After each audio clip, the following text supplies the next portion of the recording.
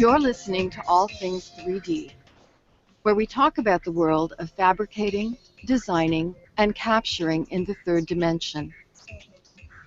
Hey everybody, it's All Things 3D. What do we got going on here?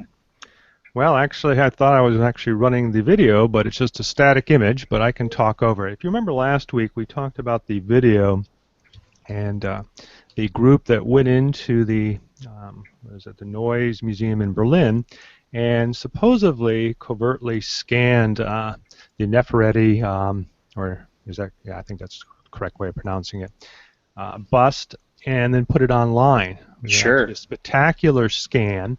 But if you remember, I kind of went through and looked at it and realized, with my experience in development with the Connect type sensors, that this really probably didn't happen in the manner they spoke of. So we actually had him on and interviewed him, and I felt that his responses were vague.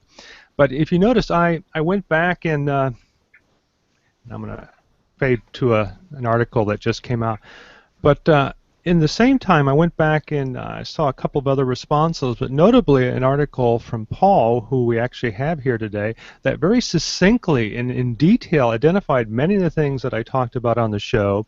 And I said, hey, Paul, do you think you can come on? And he said he could. But he also did a few other things that I thought was very notable. And if you remember at the end of it, I said, there's a guy that went out there and literally just took images off the web, put them together, and created his own 3D mesh with color. And I thought, wow, that's actually probably even more interesting than just going in there with a scanner.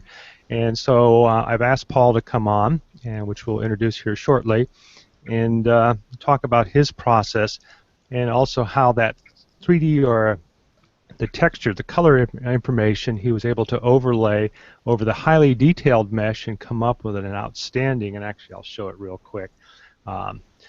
Here's the results. Here's the 3D mesh on the right-hand side, and then here is his color textures that he's overlaid, and he said it was almost an exact match. So again, I'd like to know more about that, so I'm glad that Paul could make it. So let's go back to this article real quick. So essentially, swiping ancient artifact, is that the way you spell artifact, with a 3D scanner, and essentially they go through and talk a little bit about everything that we've talked about. But they actually asked the museum how they felt about that, and they said, well, legal steps are not currently being undertaken, which kind of makes sense. But then they make a point of identifying that they doubt, or they cast doubt on the quality and authenticity of the scan. Well, actually the quality is actually very good. Now the authenticity of the scan, yeah, I think that's where their concern is. How did they actually obtain such a detailed scan? And again, we have Paul to come on, and I'll bring up his article a little bit later so that we can kind of go through and really, I think, once and for all identify, no, that's more than likely is not how they did it, and we both are under the assumption that they possibly actually truly hacked it from their server out at the museum and came up with the same one. So obviously they're laying low, meaning the spokespeople at the museum, until they probably have more solid information on this. I thought it was also very interesting how the our guest last week, when I asked him, well, can you have the hackers on? He said, no, they've skipped off to New Zealand. I guess skipped is my choice of words, but went on a vacation because the air was bad in Berlin. And I thought that was a little odd as well, that it just seemed to happen coincidentally at the same time as this. But again, getting ahead of myself. On that note, I'm going to go out to Paul's website. And Paul, what is your last name? Docherty. Docherty. So Paul Docherty has joined us, and the reason that I was aware of is that I actually went out to his website. That's how I found out that he had created his own 3D mesh and color texture because of this. And what I found is that he has been recreating a lot of the Egyptian city, and I don't want to mess up the pronunciation there, Paul. The Egyptian city of what? Tel El Amarna. Tel Al Amarna. Yeah. And as you can see behind me, there's some images of that he has created. But he also, on, again, the day that we had done our show, put up this article, which I will bring up right now, and it very succinctly, very long, like I said, Paul likes to write, went through and talked about the main points, and I couldn't have obviously said it better myself.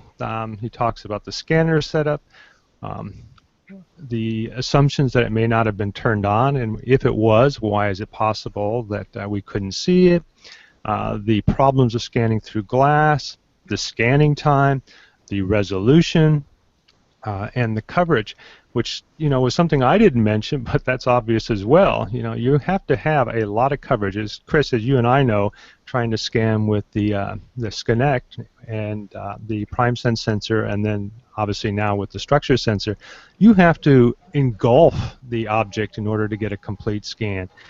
And obviously Paul had some questions there. So you can go out, it'll be in our show notes to read this more complete on your own. But on that note, I think we're going to introduce Paul. So Paul, why don't you tell us a little bit about yourself, where you're from, and what do you do for a living? Obviously, my name is Paul Docherty. Up until December, I was a senior lecturer at Teesside University, and I ran the Games Art and Design department there. So I've been involved in academia in 3D for 15 years, and then prior to that I worked in the games industry as a technical artist and programmer, and I was in there for close to 15 years as well. So I've been doing something involving 3D for quite a long time now. That sounds like about 30 years. Yeah. So who's counting, right? We're all still young. Nowadays we're going to live forever. Yeah, hopefully. So as you kind of gave me a kind of a broad painting of your 3D skills, but it appears that you have some 3D artistry or creation skills. You have the ability to scan, I am assuming. You also mentioned in one of, either in the text that you sent me back, the ability to 3D print. So you're into 3D printing as well? Yes, yeah. I did a lot of that through the university, but I have done my own sort of experiments in various different kit form at home. But I tend to look into a lot of different methods for 3D printing, whether it's polymer based or whether it's heated element, all that sort of thing. So yeah, I've been looking into that for I would say around about seven years now. Yeah. So why was it of interest to you? I mean, obviously, Chris and I have been covering this for, gosh, over 2.5 years now, Chris. And, he's been involved with it from a professional perspective. I started it and went more into the design and actually my own products now.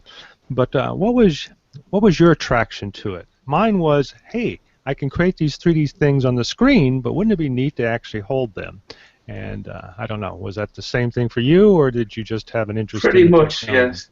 Yeah, pretty much the same sort of thing. I actually started off years back where I actually I was also in engineering, so I'm used to using my hands and actually constructing and doing a lot of model making.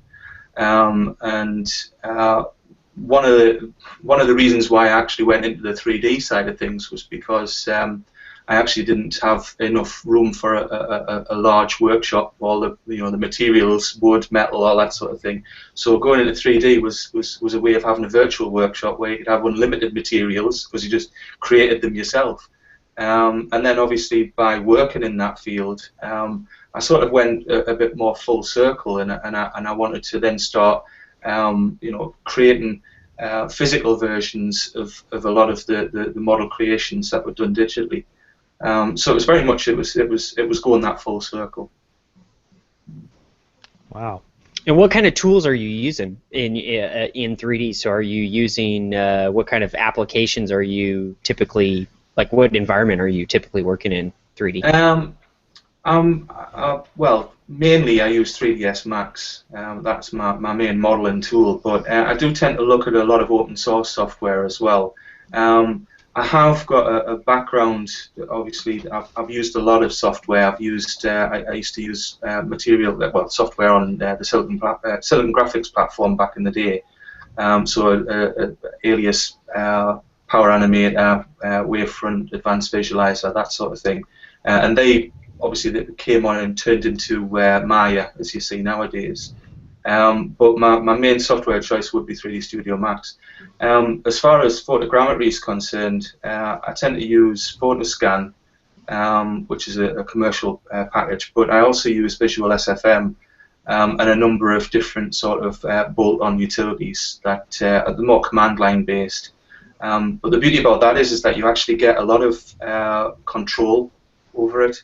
A lot of commercial software will sort of just put you through a particular process, whereas if you use the open source stuff, you can get into the guts of it, and you can actually then start tweaking it and squeezing it a little bit more. And that's how I actually managed to get the Nefertiti bust to look the way that it did, by actually being able to get into the software and actually tweaking a lot of the projection settings. Well, you mentioned, Paul, that you've worked with some of the, what would you call it, the standards in the photogrammetry realm, but there's a new boy on the street, as I would like to say, that we've actually covered a little bit, and I actually played with it, and that is, they go by the name of reality capture. And I'm also, as you probably are, there's a Facebook group, and they seem to applaud this new application as well. And we're talking about photogrammetry on, close to 1 billion voxels, and so everybody seems to be really excited about this application. As you mentioned in the summary for the question that I asked you, that you wrote back to me, that these other companies need to have, it's a kind of a wake-up call, because they're now far behind. So can you talk about reality capture a little bit and why you think people should be moving in that direction? Well, I received an email, because obviously I'm connected with different groups as well, and I received an email before Christmas sort of wanting to beta test it. So I signed up for the program with them, and over the Christmas period, what I thought I would do is actually run through some of my other projects. So I've already got the photographic source material for. So, for instance, the Nefertiti one. There's a few castles that I've been reconstructing from Northern Ireland. So I put all of those through it, and normally they would take hours and hours to actually process the images. But I was actually finding that I was getting, within, in some cases, 10 minutes, I was actually getting a point cloud out of this. And with another 10 minutes, I was actually getting a model out of it. And this was just absolutely incredible, because when you're actually working in photogrammetry, it is quite a lengthy process when you actually have to do the number crunching. And what I ended up, you might have a little bit of a problem. It hasn't aligned correctly. You might want to drop a few images to get a better sort of alignment between the other images. And that takes time, because you've got to wait for one process to finish.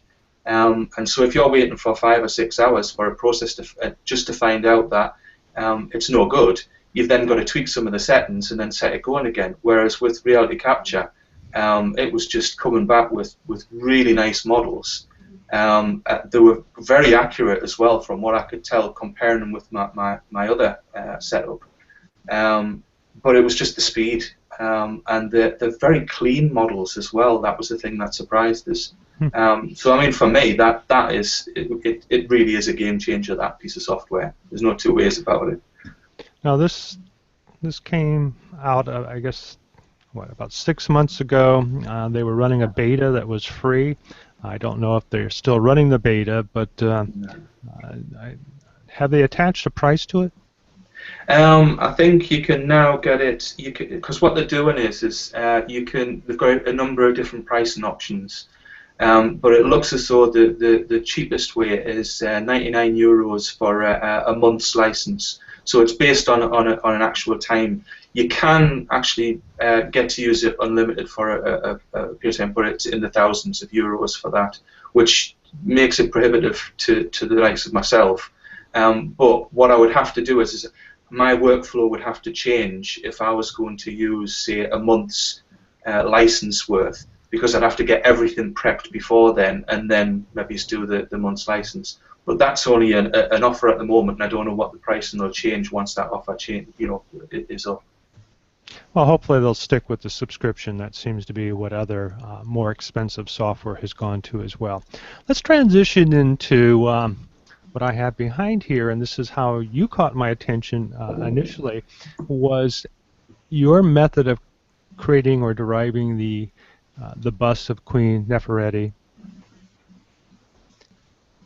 And I'm showing some images behind here. The important thing for our audience to understand is that you actually did not visit this museum. Is that correct? No, no. What I wanted to do is the main sort of driving force behind this was actually to do this remotely. I had sort of two particular reasons for this. One, I couldn't visit the museum, and I wanted to actually see if I could reconstruct a model of Nefertiti for my Amarna city site, because I needed some sculptures of her to put around the city. But the other thing is that I wanted to see whether or not I could actually reconstruct other objects from just the cloud-sourced photographs. A sort of a side to that is a lot of the destruction that's actually happening around the world now to some of the historic sites. So I wanted to see whether or not, because with them actually gone now, the only record we have is through the photographic archive. So Sure. Reconstructing those is actually something that you'll have to use these kind of methods to do that. And then potentially, if you've got a good data set, then you could actually use sort of cement-based 3D printing and actually rebuild some of these monuments. So that again is something that is fantastic. But knowing the problems involved in actually reconstructing models from what is effectively dirty source material, because it's not clean in any way. It's got a lot of flaws to it. And this, to me, doing the Nefertiti bust was a way of sort of getting around some of the flaws, and because I already knew that, there was a lot of images there to sort of base the reconstruction off as well. Yeah, and on your page here you have a series of images that I'm assuming that you had based this upon.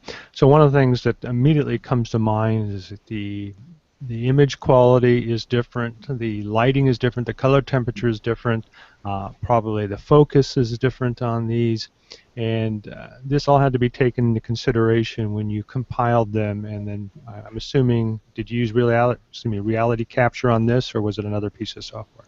At this point, when I did this particular version of the model, this was done using well, actually that is a grab from Visual SFM. But I actually used Photoscan as well to I used both methods to see which one I would get the better model out of. But when you use Photoscan, you can use masks. Well, you can use masks with any of the methods. But with Photoscan, I had to go in and look at the best resolution photographs that I had. Create masks so that it would mask out a lot of the reflections and a lot of the problem areas in the photographs. But the other thing about Photoscan as well, which I don't see in a lot of other software, is that it actually has a way of looking at the quality of an image. So it actually gives a quality rating. So you can then go through, if you've got a couple of hundred images, when it tries to run through it, it will give a little bit of an assessment. It's not ideal, but at least that way, so you can then look at, it kind of gives you an idea as to which ones maybe are sharper than others, and which ones might have a better success rate. So that I used that as well to actually help pick the final set of images. The ones that you actually see there up on the screen there that are a selection of them. Otherwise, it would have been too big to show the thumbnails. But realistically, you needed to have a good to actually work as well. So a lot of the smaller ones, where you might get people who have cropped them for their websites, they were just too problematic. Okay. So, and the masks that you show, or the samples here, the main reason for doing that is to remove the background and just focus on the actual object itself. So there's no conflicts, right, in the photogrammetry. Yeah, because one of the big problems that you actually have with the likes of an object that's behind glass in a glass case is that you don't just get one reflection, you get multiple reflections, and the software doesn't know that, so it might think that there are a number of models in there, and then it can start getting confused. So what you have to do is actually direct the software to what it is that it should be actually reconstructing, so you black out the rest of it. So how much prep time before actually causing the photogrammetry software to do its thing? I mean, obviously you had to do all the mask, probably do all the color balance and so forth. How much manual work was involved before actually letting the computer do its thing? Well, if you started from scratch, you've got to then first of all go around hunting down all the images, so that can actually take quite a while. And some of the best images might be on the likes of Flickr, and then you might not actually have access to the right resolution of that because the owners might have disabled that function. So you might have some really nice ones, and then you've obviously, if you want to be able to use those and you feel that they're a must, then you've obviously got to approach them. So again, those sort of things can take time. You've then got to pull them all together into a folder, sift through them all, find out the ones that have got the right coverage as well. So you've got to be looking in some cases the resolution isn't that much of a problem. The most important thing is getting the full coverage, because if you've got plenty of overlap between the images, then the resolution isn't necessarily that much of a problem. But it all depends on how detailed you actually need the final model to be as well. If you're just going for a form, then resolution is not so much of a problem. But if you're actually going for surface detail, then resolution is an issue. So then after that, you've got to then go in and do a test run, see whether or not you can actually generate a point cloud out of the images that you've got.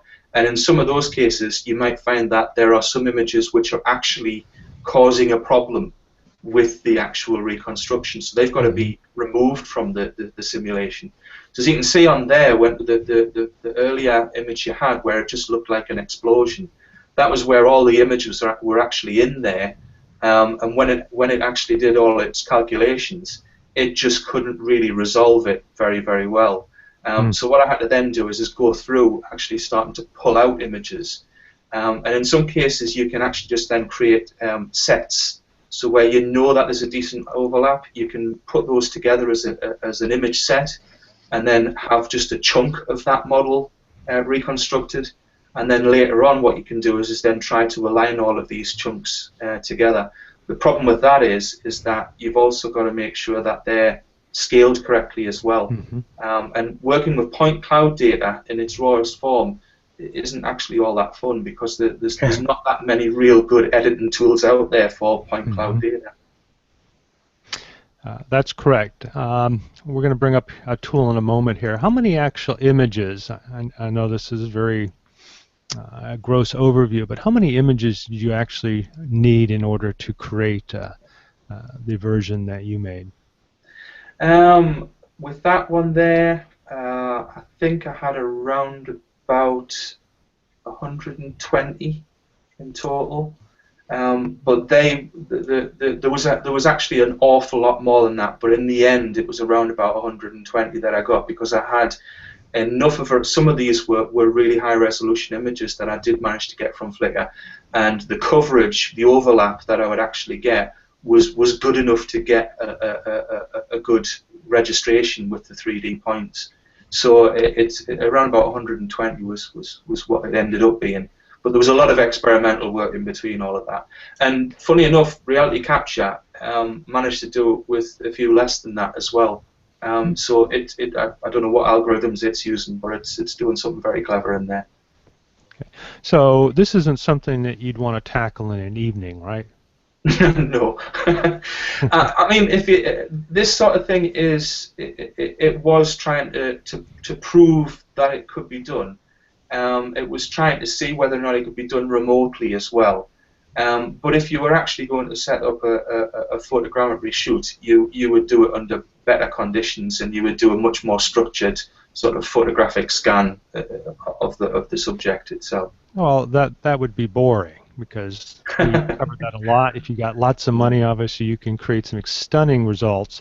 What was cool about this is that you weren't actually there. You had acquired all your images off the web, and you derived a 3D model from that. And if I were to put a cloak and dagger on somebody, it would have to be you, because obviously this technique is probably something that's used by our spy groups in the analysis of their work now. It's no longer 2D images, but actually taking multiple images. And if you had the horsepower that some of these governments have, I would not be surprised if this is one of the techniques. Obviously, you're trying to use this for good. I'm not saying that spying is not for good, but the fact is that you can take a lot of images that somebody may have done of a site before, as you said, with a lot of the wars that have gone on are now destroyed. This will give us the ability to reconstruct them. So I applaud you for your efforts there. So here's an initial scan in Mudbox. Yeah. So now I notice there's a lot of surface, what do you want to call it, bumping or deformation in it. Is that artifacts of the process, or is that actually what it looks like? It seems. Right. Well, what's going on there is that when you first get your initial point cloud, and then you do a dense reconstruction afterwards, you can get a little bit of sort of fuzziness with the point cloud in certain areas. And what I actually found is that obviously when you then reconstruct the model over it, it just sort of kind of fits the surface over all the lumps and bumps. So all of the fuzziness gets this sort of, you know, this rather ill-looking look. And then what I did find is that you know, by taking this into Mudbox, or some people could use ZBrush, which is another similar digital sculpting package. What you can then do is you can go in and you can relax the model. So it's basically you use a very soft brush, you go over it and you just relax the surface, but you've got to be careful that you actually do it not with a broad stroke and not with a large brush. It has to be a small brush, and you do it so that it actually aligns to the surface. So then all it does is gently just pushes all these back, and it looks at the average in a particular area and then pulls it back to that. So in doing that, you actually then manage to get a much nicer sort of a smoothed image, which I think I did put the follow-up from that. So that's the sort of after the smoothing. And Paul, let me ask you: have you? So you teach this? You said you're still involved with academics. You're still part. You teach this, or? I did actually. I left the university in December, so I could go freelance and act as a consultant in this sort of area. So are you thinking of teaching a class or having an online course where you kind of go through this process? Because this is a very valuable resource. I would think that there's a lot of people that are in the industry like we are that we would love to learn the tools that you're using, see the process. You know, I watch lynda.com. Mike and I talk about it constantly on the show. We watch lynda.com, and you know, I go home at night and I watch videos about ZBrush. Yeah, that's how into it we are. You know what I mean? It's like we're really into knowing people, like seeing other people's workflows. And I mean, there's even a place now on Twitch, where the gaming platform where you can watch people play video games. Now there's a whole section of Twitch dedicated to people that are working on 3D modeling and game assets and things. You can actually watch them build these things. Mm-hmm. Yeah. Have you ever thought about that? Yeah. Yes, I have. I mean, at this moment in time, I'm sort of evaluating all my options. I'm sort of one of the things that I wanted to do was to push the Amana city a little bit further, because I've actually had it in a lot of documentaries because of the backstory to it.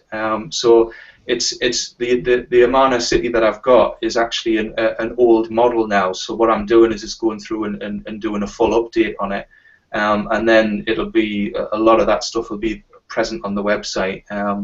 So it's, but I have to admit I am open to all sorts of of suggestions of sort of consultancy or teaching work. That's not a problem. I would think Linda would be on this. Like Linda would hire you in a heartbeat. I would think to show a course walking through from image scans to finished model, and using this as an example because you've already done the workflow. You've already basically come up with the curriculum, if you will, right? Yeah, yeah. I actually, that was one of the things that I did actually teach in at the university. I actually developed the degree courses there in games art and design. So we've got, and that was at undergraduate and postgraduate levels as well. And strangely enough, there's been quite a few of my students have gone on and they've actually developed material for Genomon and a few of the other online courses. So yeah, it is something that I'm interested in. I wouldn't now, say Paul, my last question, so I'll jump right to that, was I think I read that you are actually trying to pursue a PhD, and we're looking for funding or some way to help support that progress. You want to talk a little bit about that, and hopefully some of our audience may have some deep pockets and maybe it'll help you out there. I would like to see some actual papers on what you've done here, and so if we could somehow figure out how to get that done, that would be great. So can you talk a little bit about that? And I'm going to go back to the screen while you're talking. This is the end result, so go ahead and talk about what you plan to do from an education perspective for yourself, and then we'll go back to the Armana City and then go into the other subject. So go ahead, Paul. Well, basically, what I have been trying to do for a number of years is to actually get started on my PhD through the university. But unfortunately, we have quite a heavy workload on there, and which is one of the reasons why I thought I'm going to. I've spent 15 years. I really need to be moving on to this, otherwise I'll be too old to do it. So what I had done in the past was actually work on the Amana 3D project, and that's been sort of featured on a number of documentaries, Discovery Channel, History Channel, that sort of thing. Even because that's the place where Tutankhamun was allegedly born, so anywhere that sort of talks about Tutankhamun tends to talk about Nefertiti and Akhenaten, the heretic pharaoh. But what I wanted to do is I wanted to pull together sort of the photogrammetry side of it and looking at reconstructing areas from that have basically been destroyed or no longer existing. And one of the ideas I had a while back was to actually look at the old photographic records. So basically go back to the old archives where you had the digs around the 1900s. Even before Tutankhamun was actually discovered in the tomb, and actually look at all of the different surveys there and see whether or not we could actually pull together models of the original excavations, the original sort of look and feel of things, because a lot of these sites have changed, a lot of these have been recovered. But then, as I was sort of as we're moving towards Christmas, I noticed everybody noticed what was going on in Syria. And there's a particular site there, Palmyra, which is being devastated by the conflict that's going on there. And what I decided is that I would actually look to pursue a PhD in seeing if I could reconstruct the destroyed parts of Palmyra. But what I also wanted to do is wanted to go a little bit further than that, and actually instead of doing, say, a Palmyra 3D, I wanted to do a Palmyra 4D. And what I wanted to do is to actually look at a lot of the older archival sources for it, see what I could reconstruct from that, see what I could actually reconstruct from the cloud-sourced images that we can get presently, and then sort of see if there was a way of doing an idealized version of it from antiquity, and then sort of blend between the two. So there's a lot of work that actually is involved in that. It's partially an archaeological project. It's partially a fine art project. It's very much multidisciplinary. So I've approached a number of UK universities about this, and there's a fair amount of interest there. But strange enough, the funding side of things is actually being a little bit of a problem there, because obviously what it would need to do is gain the full-time funding to be able to accomplish a PhD program in, if I was doing it full-time, it would be 3 to 3.5 years that it would take. If you do it part-time, it gets on to about 6 years. And obviously, if I'm doing that full-time, I've got to live. So it's sort of it's one of these ones where the proposal's all there, it's all done, it's been submitted to places, everybody's interested in it, but without the funding, that's where it kind of stops. So there's a lot to be done there. I'm very open to hearing if anybody is interested in discussing it with me. And I think that I have seen that there have been some people out there that have actually been looking at reconstructing parts of Palmyra so far, and they're doing a really nice job of it. But what I want to do is to really do a proper research study of it, actually look at the coverage that's there. A lot of this, I'll have to look at what is available as well. So it's digging through all of the resources. And then what my hope would be is that once, hopefully, you know, we all hope that everything gets settled in that region at some point, and that there is a potential for the one standing buildings to actually be reconstructed, and that would be where you would probably start looking into casting methods and 3D printing methods using sort of concrete, concrete 3D printers. So it's all very exciting, but it's at the moment it is the funding side of things that's a bit of a problem. Well, it's obviously what's the word I want to use? Beautiful, stunning. The fact is, and you know, the History Channel is a good example of recreations and some of the other locations. But as you said, actually getting a little deeper and maybe getting materials and the history and so forth all built into it would be really cool. So we cover a lot of VR. Have you thought about going to one of the larger companies and saying, here, take my models and create a full VR environment people can walk around in?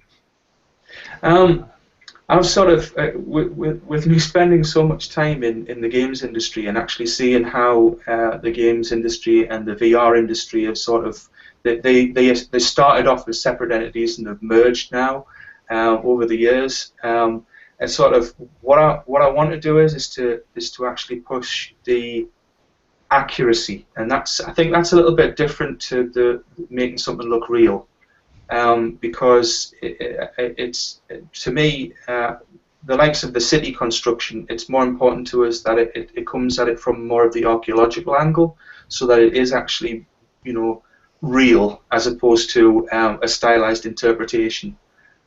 So I do want to go down the VR route. That is something that I'm definitely taking the Amana project down.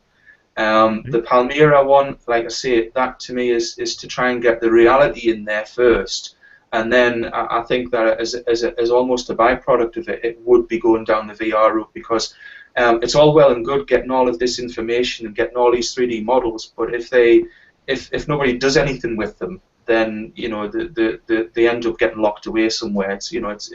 It's a little bit like all the hundreds of thousands of artifacts that you're actually in a museum that nobody ever gets to see. It's starting to get to the same sort of thing with 3D now, where there's lots of models, there's lots of stuff there, but if you don't do something with it that allows people to see it, then what was the point?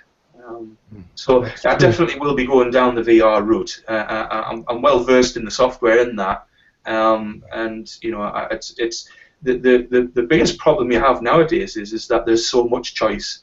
It's trying to find something that will work for the project that you want to undertake. For instance, if I was to use a game engine, say Unity or Unreal or CryEngine or something like that, I've got to think, right, if it's going to take me 2 years or 3 years to pull together a full city, which is, you know, it's a massive undertaking, that what is going to be out there at the time when it's really going to be implemented as a VR solution, because software changes at a phenomenal rate at the moment, which is brilliant, but you've got to make sure that your pipeline, once you actually started on going, is going to still be, you know, viable at the end of that. So what I'm tending to do at the moment is use sort of really solid tools at the moment.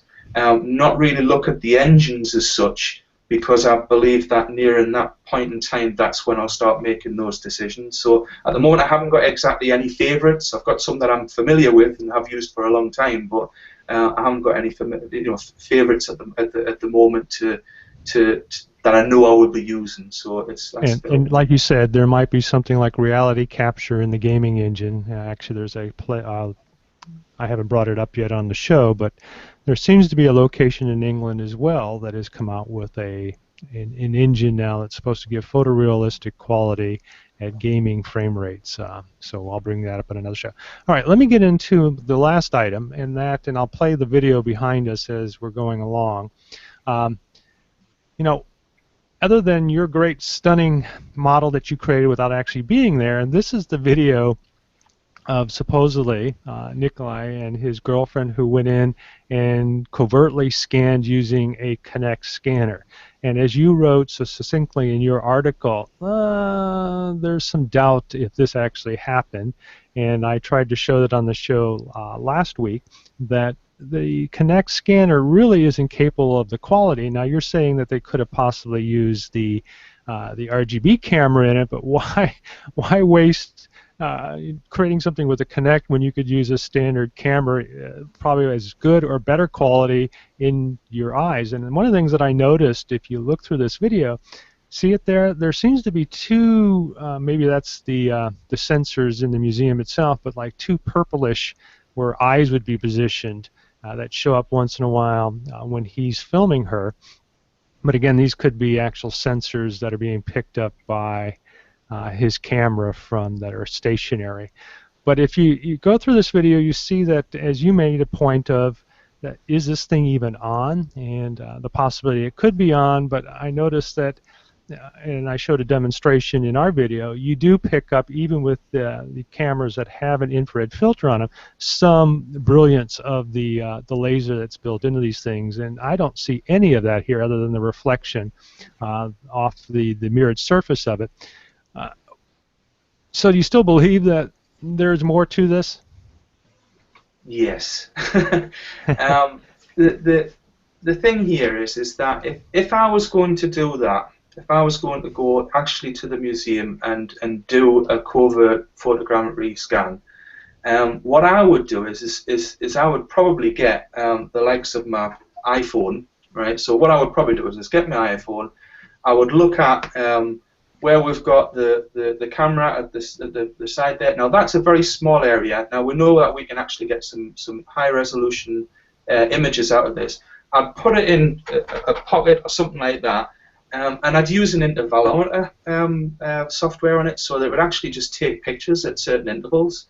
And then what I would do is I would just move around slowly, and I would stop and allow it to take some sharp images. One of the big problems with doing this sort of thing is that you need to have enough light. Anybody that's worked with photogrammetry will know that if you are doing it from photographs, and this is what they've got is a different system, I know that, but if you're doing it from photographs, you've got to have a lot of variation in the actual image. So anything that's purely black, like you would find in a shadow, just will not register. It can't triangulate, so it becomes a hole. And what the software will do is it will try and cap that hole. So it will try and sort of recreate the surface based on the surrounding surfaces. So it just tries to interpolate between it. But what we do find is when you look through the model itself and you actually look over the whole surface, there is detail everywhere.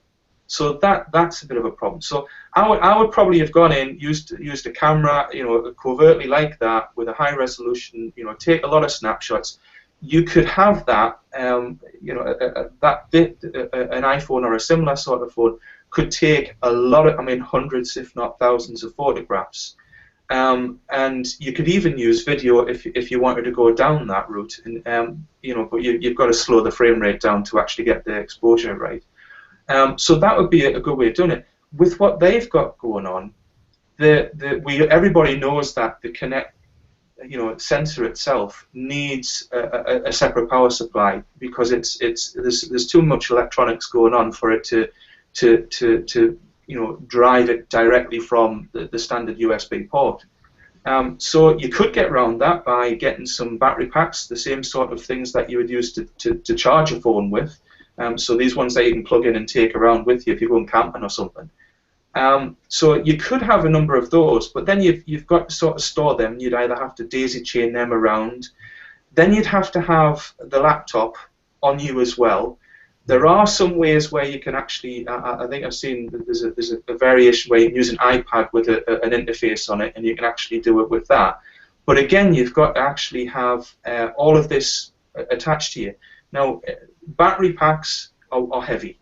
So the ideal way of having that would be a backpack. If you put it on a sling bag or something like that, it will be very, very heavy. You'll be able to see it. When you look at the video, there's no backpack there. I don't actually think I can spot any other type of bag. And the thing is as she's moving around, the clothing's very free. So it's not even as if there's anything restricted. There's no sort of weight going on there. So that, to me, just looks problematic.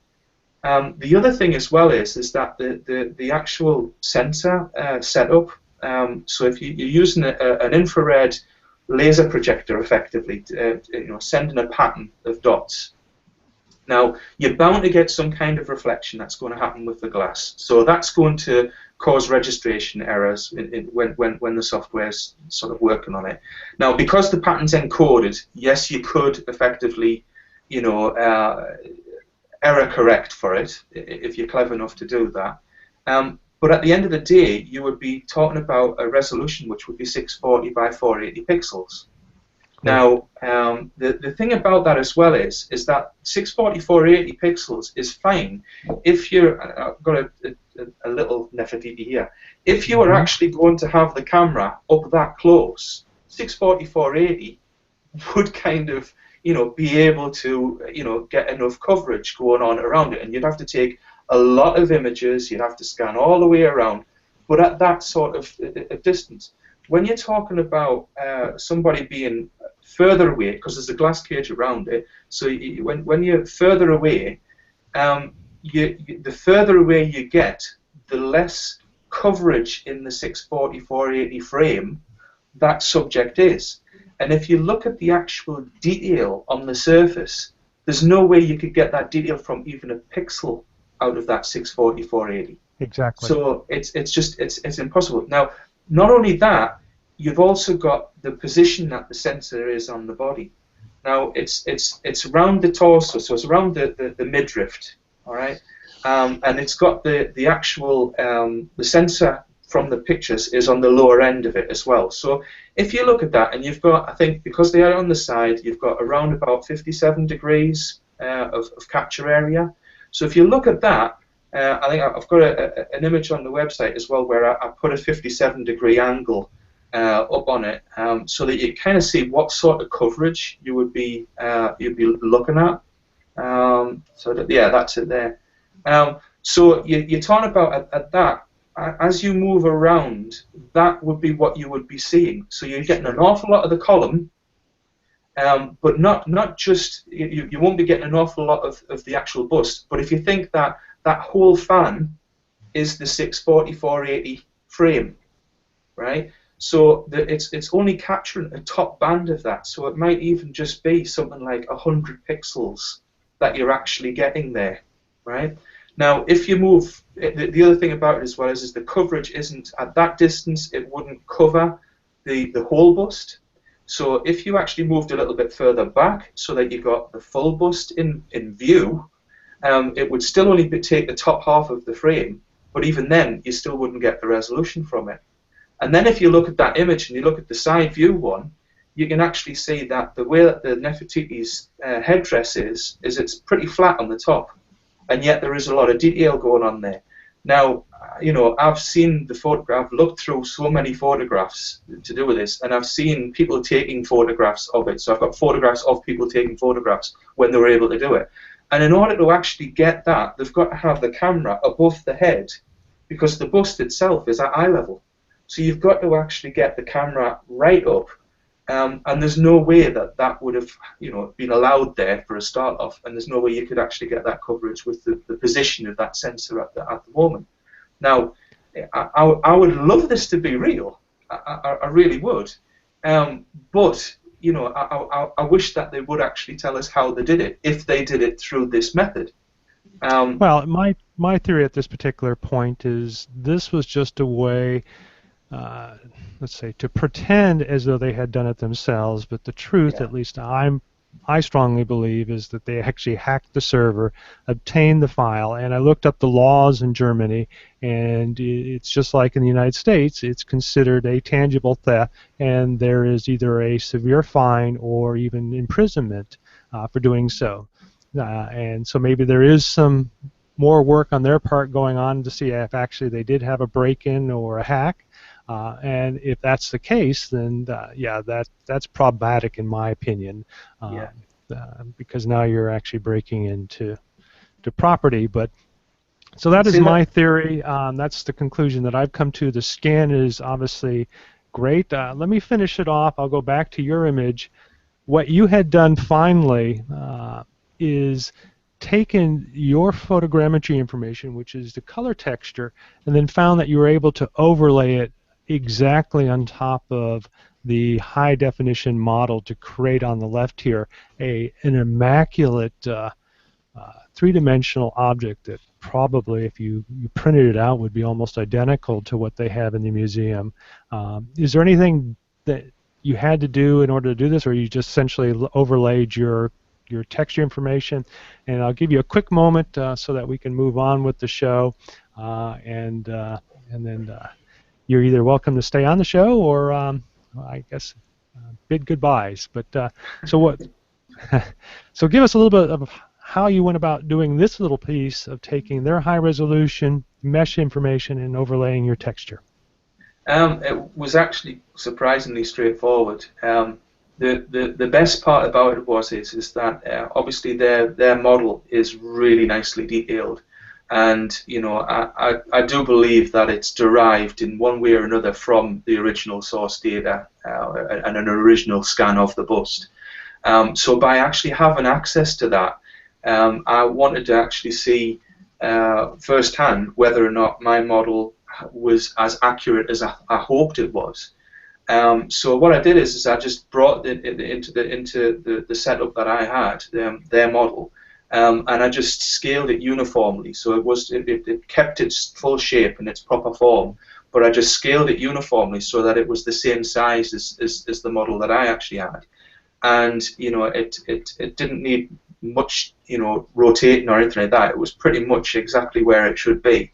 And then I sort of looked at it side on, and I noticed that there wasn't an awful lot of difference. The only difference I think I had is that mine had a slightly thicker neck going on, and that was because of the problems I had with the back. So it was the back had been inflated a little bit, but because it actually fitted over pretty much identically to the form of the model I had.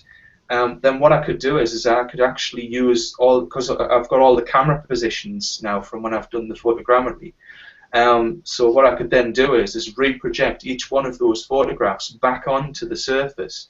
And the way that it works is that each polygon of the high density model would then be seen by a camera.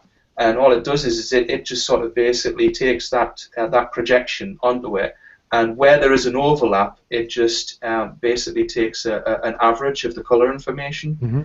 So effectively what you can then do is you can just reproject all of those cameras, all of those photographs that it actually had, and they all get projected back onto the model. And it creates its own map and coordinates based on per face. So it's an awful UV map. So if you look at it, it just looks like a nebula, but it's basically has all of the information on there. So the next stage that I would do with this now would be to reproject the UV mapping so that it's actually a better peel of the texture. And then there is some retouching has to happen with it, because in some places where the photograph was a little bit less of a resolution, the pixels are a little bit blurred. So what I would then do is just actually go in and properly enhance those in those particular areas. So there's a few things that would still need to be tweaked, but I was really surprised at how accurate it actually turned out, and that did allow us to pre-project. No, it's very stunning.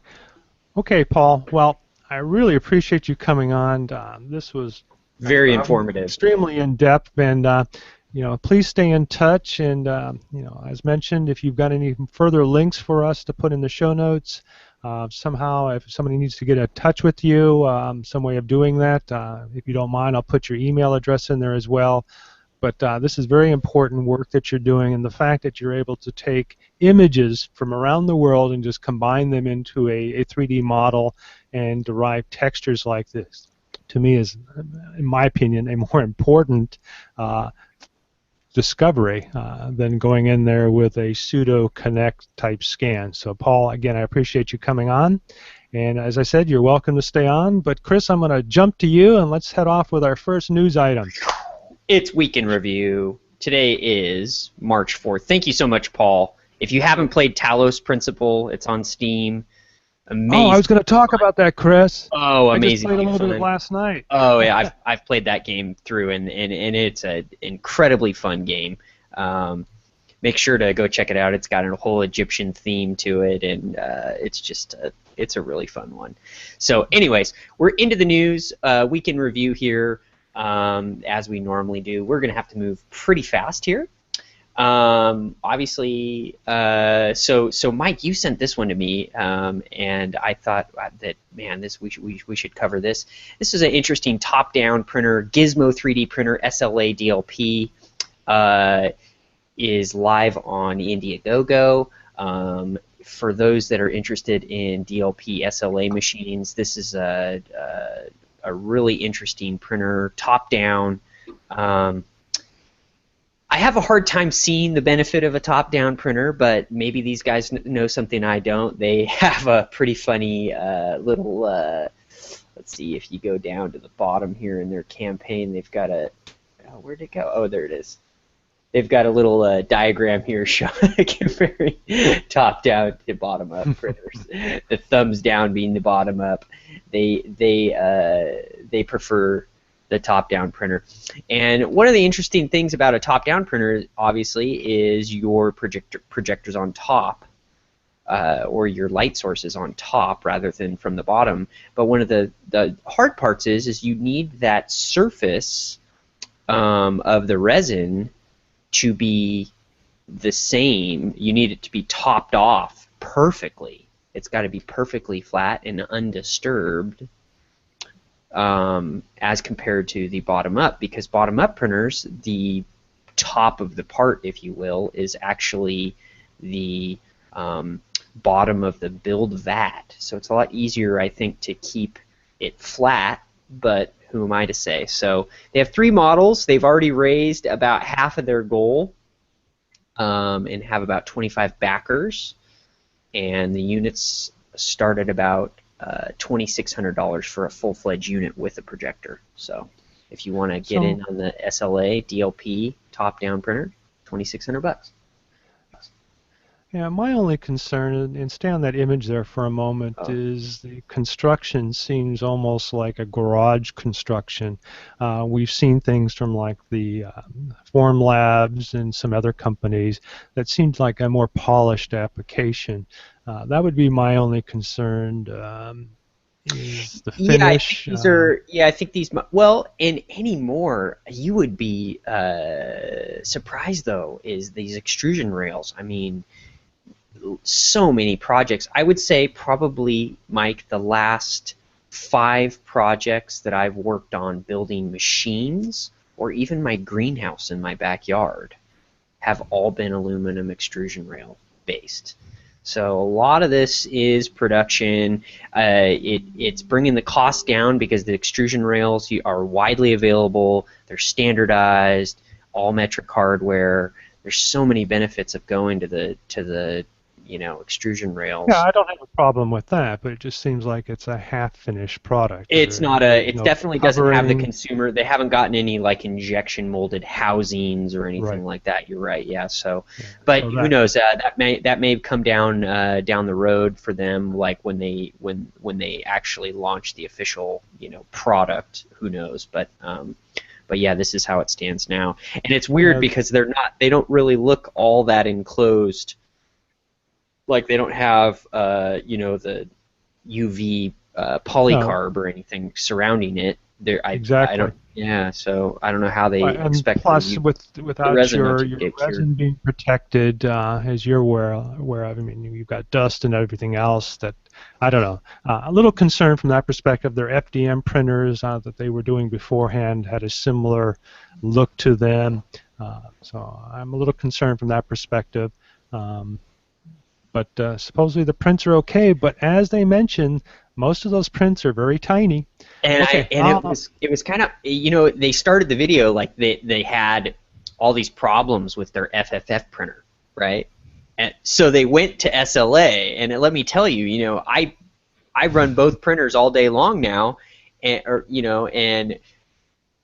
SLA ain't any easier than FFF. In fact, it's far more challenging to get the prints that you want on even the Form 2, which is it's the new top of the line kind of SLA printer, and it's not really any easier to get the prints I want on there. In fact, the Lulzbot Taz is pretty much the easiest thing I've ever encountered. No, and that's what I found with my Maker gear, is that if I want to get something done quickly with decent quality, I run it on that. My Formlabs is kind of collecting dust. It's slow. Now, I have the original version, and yes, the models are difficult to orientate. I have gained enough experience from that perspective, but the thing that shuns me from using it is the support structures. It is a bear to clean those up to get a nice, good model from it. Even though the support structures has changed, it's still a problem. So I agree with you there. Okay, on to my next item. I thought this was kind of cool, and the reason is that I spent about 13 years of my life being tucked away in a very secure environment with shielded walls to protect from this kind of thing, from the electromagnetic energy that comes from your keyboard, acoustically paneled enclosures to prevent people from picking up the clacking of your keyboard. So I'm very familiar with this process.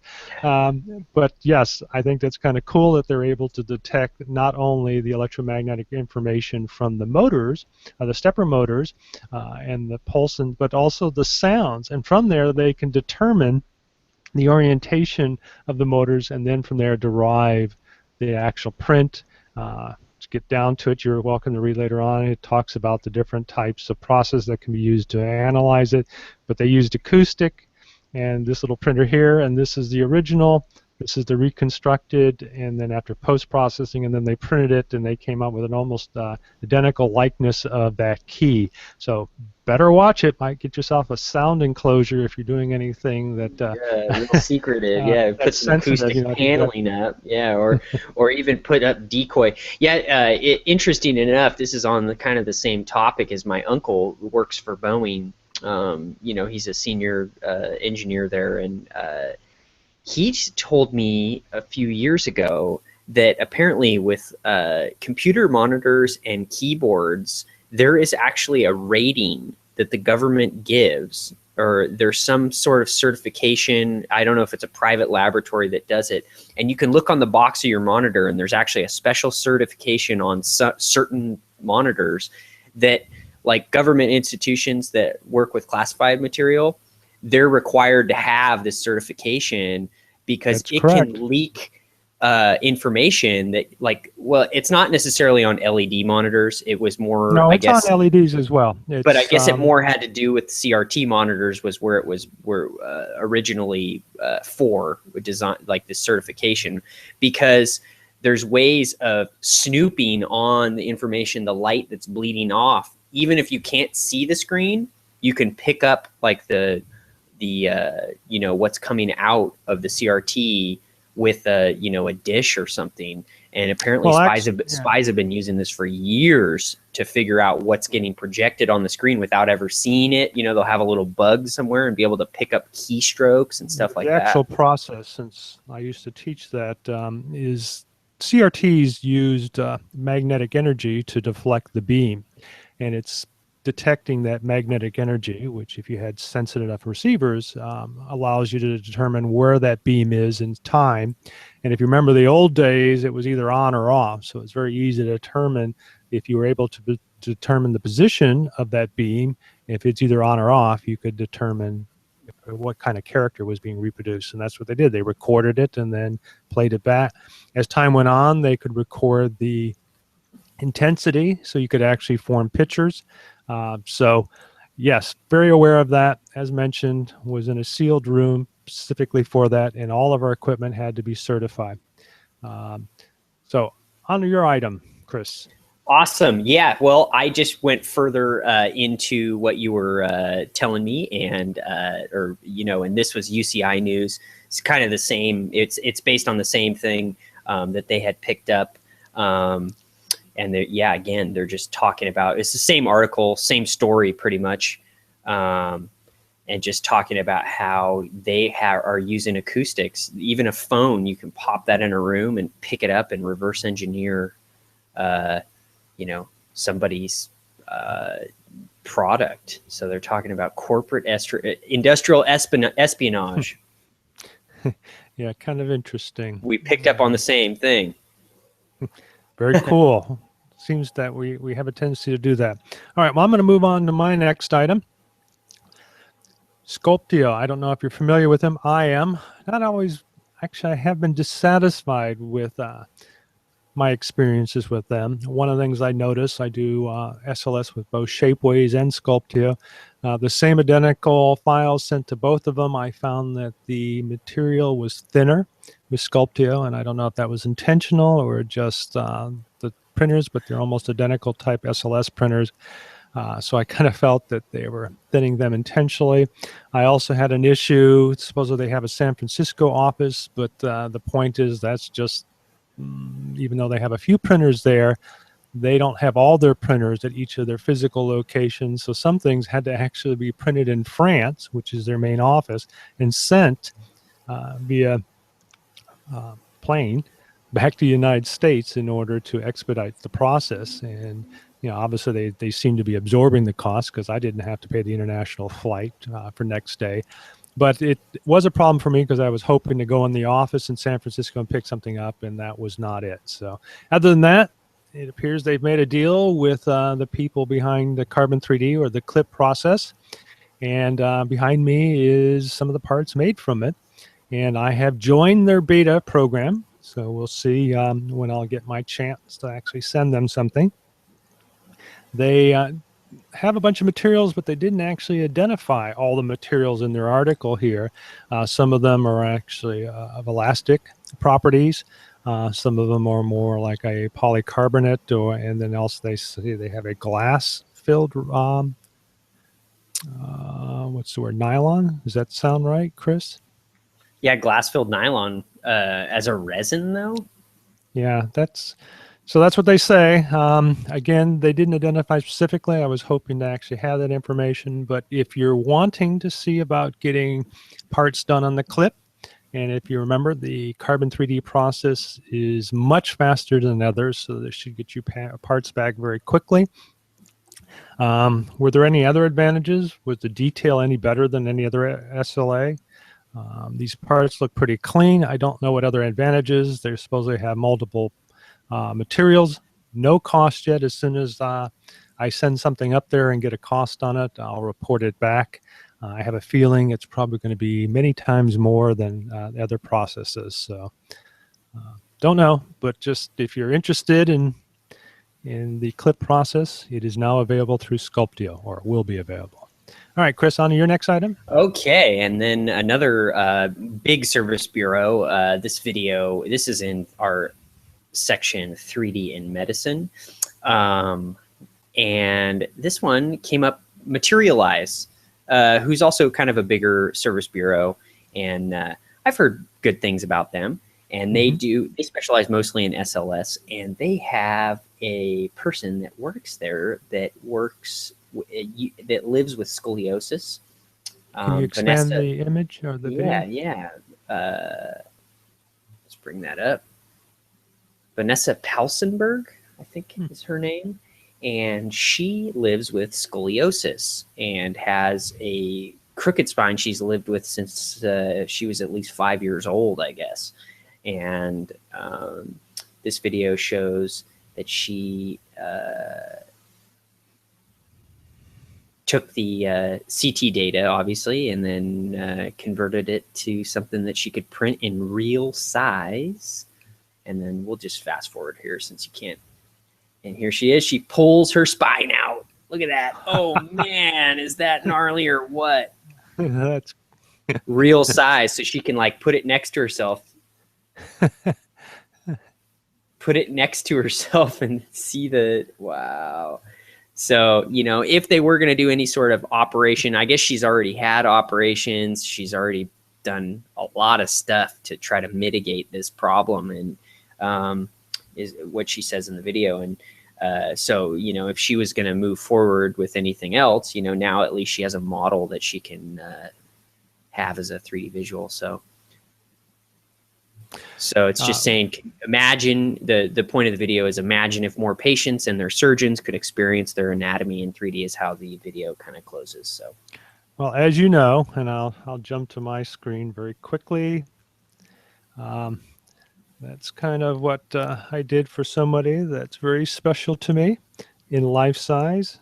Now has a hole in her head, but or at least in her upper orbital roof. But yes, the potential of what one can do with this is just great. And you know, I hate to say, gosh, these stories are just becoming run of the mill now, but the fact is, just 2 years ago, nobody was doing it.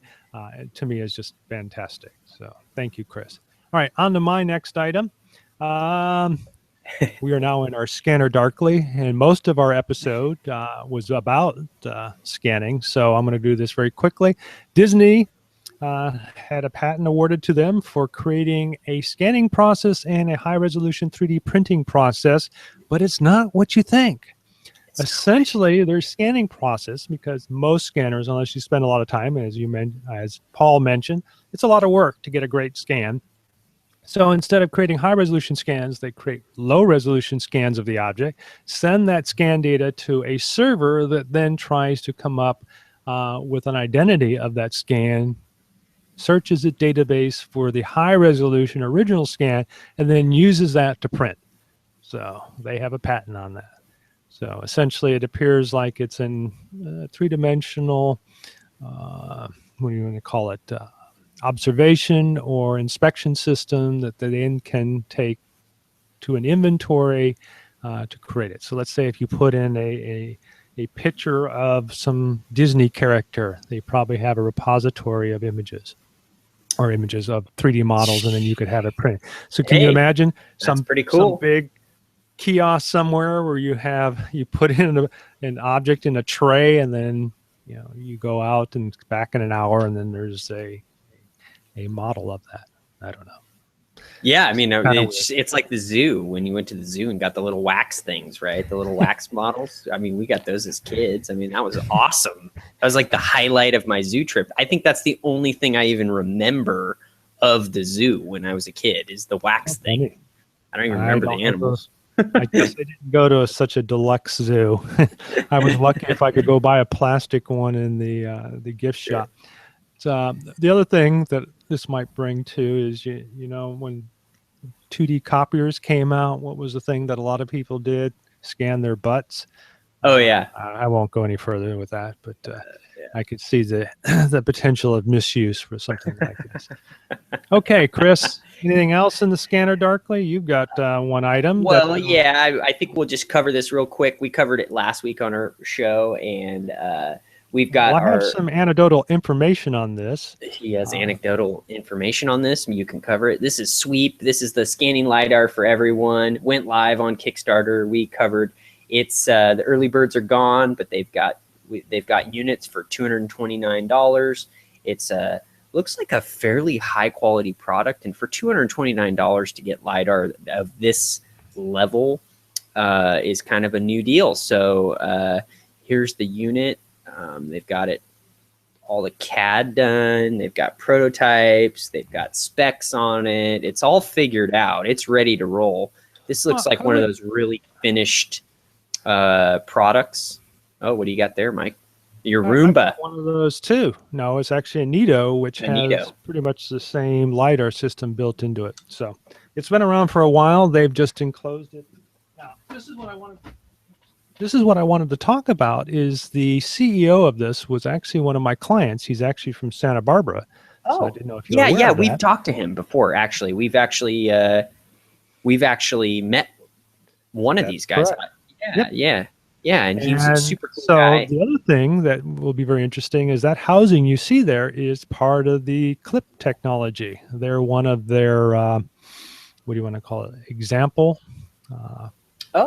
studies. Okay. So from Sculpteo. So just small world, huh? Yeah, crazy. And, you know, one of the things, obviously, is that they are publishing STK and ROS support. So that, you know, if you're into robotics and you need a LiDAR solution, this is going to be kind of like the new thing for the robot clubs. So, and obviously on that same note, Raspberry Pi 3 released. Yes. Yeah. So I got one of those on pre-order so I can add another Octopi to my setup because I am loving the Octopi. That's a great unit. No, truly agree with you. In fact, I still have my Pi 2. Now I have to get a Pi 3. But at the price, I think it's the same price of $30. Yeah, it's like now full 64-bit. So if you're on the fence, Microsoft, which when the Pi 2 came out, identified that they had a Windows 10 build for it. They will still have another Windows 10. So if you're a Windows 10 developer, you can use it. Otherwise, there are plenty of Linux builds for it. It's $39.95 for the Raspberry Pi 3. $39. Okay. So maybe for a full blown, and it's it's a 64-bit computer now. Unbelievable. Yeah, 64. Okay, so let's get on into our next session, the VR corner in a round room. Yay! So I've spent a lot of time on Nantech because Nantech does some quality articles.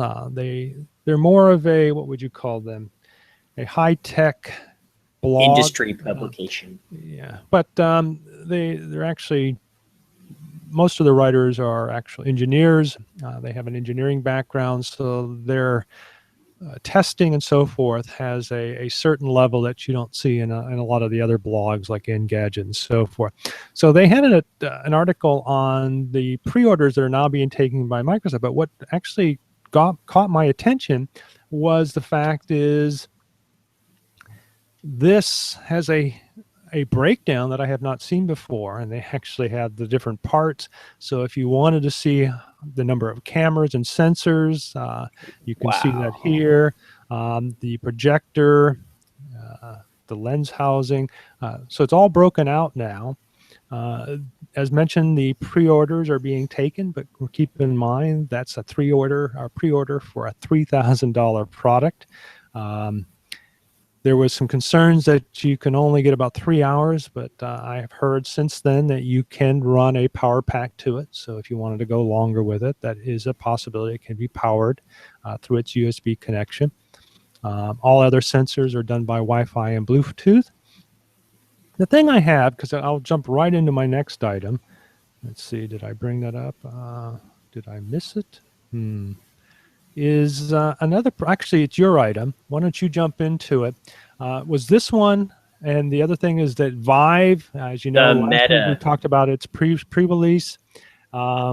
They've exceeded like 10,000 orders already, or pre-orders for the Vive. So it appears the Vive is also going to be very popular. So it seems to be a lot of interest in VR. So yes, this was something else. And AR. This is AR. Well, they're actually, it's considered mixed reality. And the reason for that is that they're actually placing three-dimensional objects in 3D space versus augmented reality, where you can actually place 2D information like an overlay. So they're trying to refine the definition for when you're actually placing 3D objects in 3D world. But So go ahead. next up, after the Microsoft HoloLens, literally the same day they announced the pre-orders, Meta 2 came onto the market, and Meta, if you go to metavision.com, has open pre-orders for their unit, the Meta 2, for $949. Very similar technology, developer kit. Obviously, the fight is on for AR, VR. Yeah, I guess we'll call it VR. Yeah, they did a TED Talk, and Microsoft was on stage with them as well. Some of the people have seen it, thinks it's neat. Some people thought, yeah, it's okay. The important thing is that they're able to place 3D objects in 3D space, as we talked about with occipital. That is no easy feat. And the ability to put things there and keep them locked in so that they feel like they have presence in our world is important. The thing to keep in mind, though, with the Meta 2 is that it still requires a PC. The HoloLens, on the other hand, is fully contained, has its own processor built into it. That will not be the case. So you'll still need some type of PC or laptop to drive the Meta 2. So make sure you're aware of that when you order one. So that's pretty much our VR in a corner, right? Yeah, yeah. So let's go. I'm not going to bring anything up for myself in the tech cave. Pretty much everything I do is in the tech cave, so like this show. So why don't we move on to your Print Whisper? The Print Whisper has a simple tip. I've been using the Octopi for the last 6 months or so with my Lulzbot Mini, and I will never go back. You slice G-code, you send it over your web browser to the unit, you have full control. It's like a no-brainer because like we were talking about the Raspberry Pi 3, the newest, a 64-bit computer now, $39 versus eating up your whole machine. You know, if your computer, you need to reboot it, do updates, it crashes, you're working in software, something happens, you don't want it to take out your print. So, you know, we've already established the fact that Octoprint, Octopi, you want to use something like that. You know, there's other products out there, but that's what I use. But there's a cool feature on it, and one of them is you can also get yourself a Pi Cam for like, I think a Pi Cam costs all of like, what, 10 or 15 now, bucks? Depending, Amazon's got them for $5, $5 or $6. $5 or $6 for a Pi Cam. It's just a little, it's like a bare bones camera with a little ribbon cable that goes direct to the Raspberry Pi board. And what you can do is you can actually head up to Thingiverse, and I headed up and I grabbed this model here. And I can't believe how well put together this guy has put these models. N. Laredo. I would love to get in contact with this guy. I need to just thank him. These parts printed out so beautifully, and they went together so beautifully.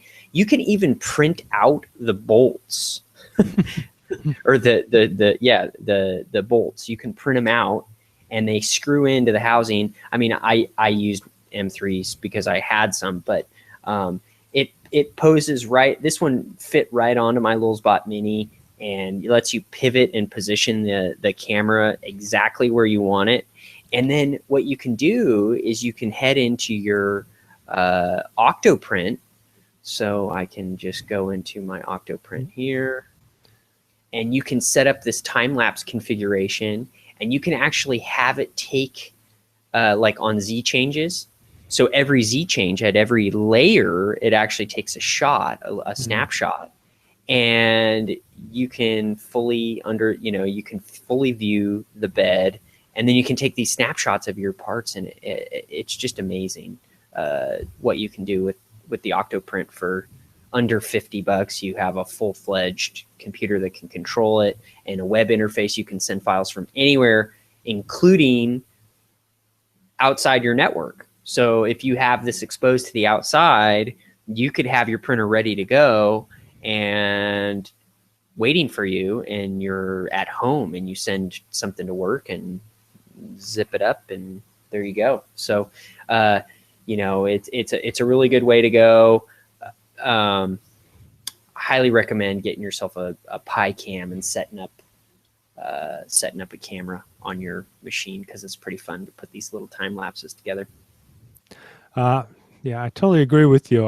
When we came out with one of their first units, I actually played with that. You can actually get little extension ribbon cables for it. And yeah, I wasn't so fancy. I have these clips that I have with a little attachment, and I glued it to it to do the same thing.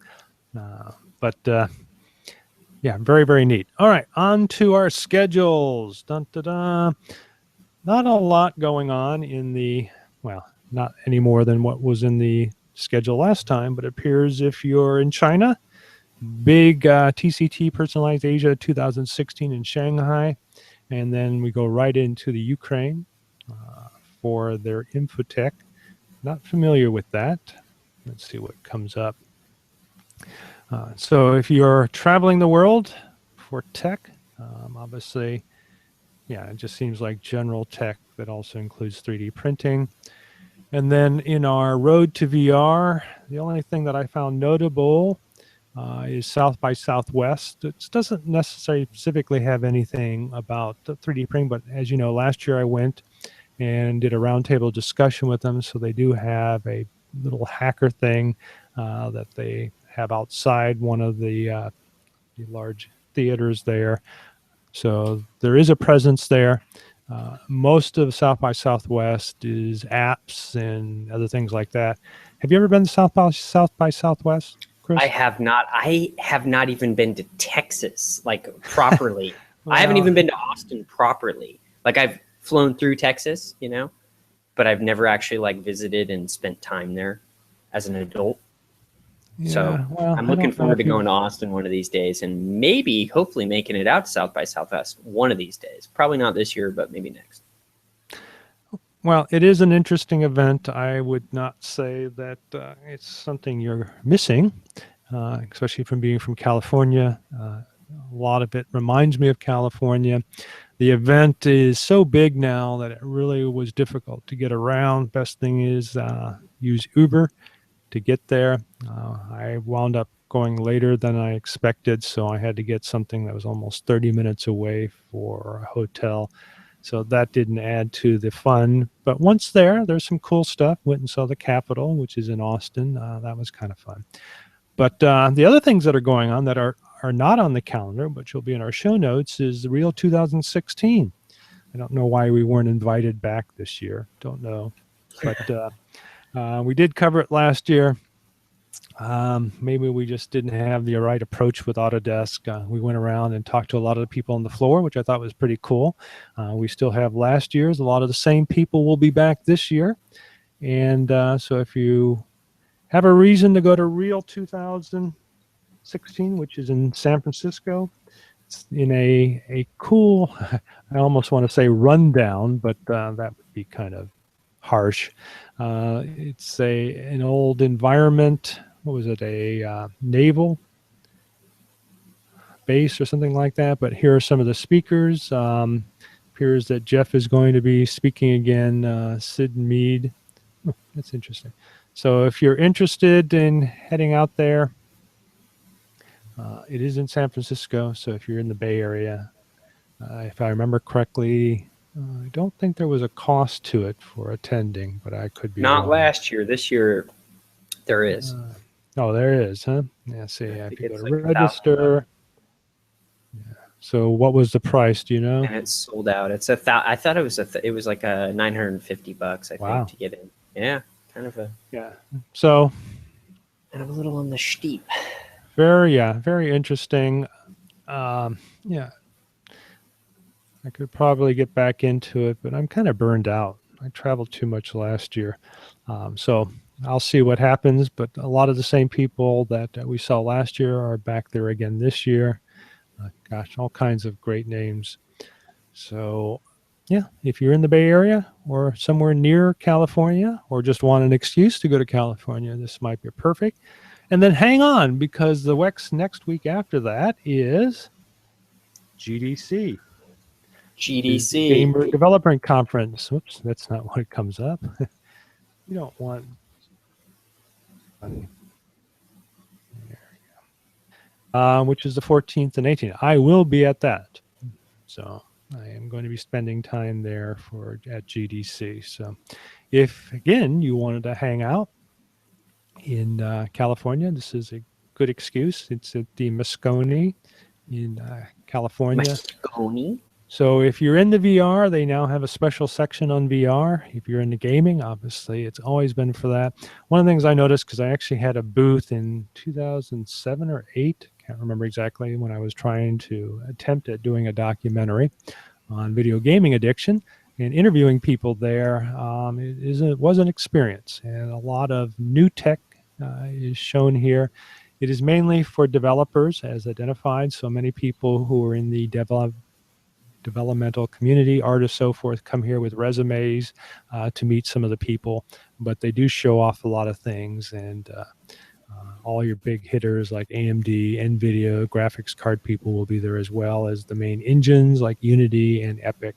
So if you have a reason to be in California for the entire month of March, this might be an opportunity. Just saying. All right, well, I think that's about it, Chris. Sorry that awesome. We had so much time taken up by Paul, but I think what he had to say was very, very important.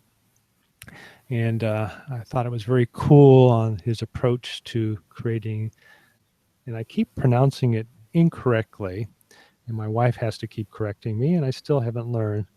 Nefertiti, there we go. Got it right, finally. So the bust of Nefertiti was still in the news, and it will be something I will probably look into, because I've had several retweets of our episode and information that I kind of uncovered, as well as Paul. So on that note, I'll let you have the last word. No, I'm going to have it. No, go ahead. Thanks, Paul. No. Thanks to Paul, who joined us and weighed in on that whole Nefertiti thing.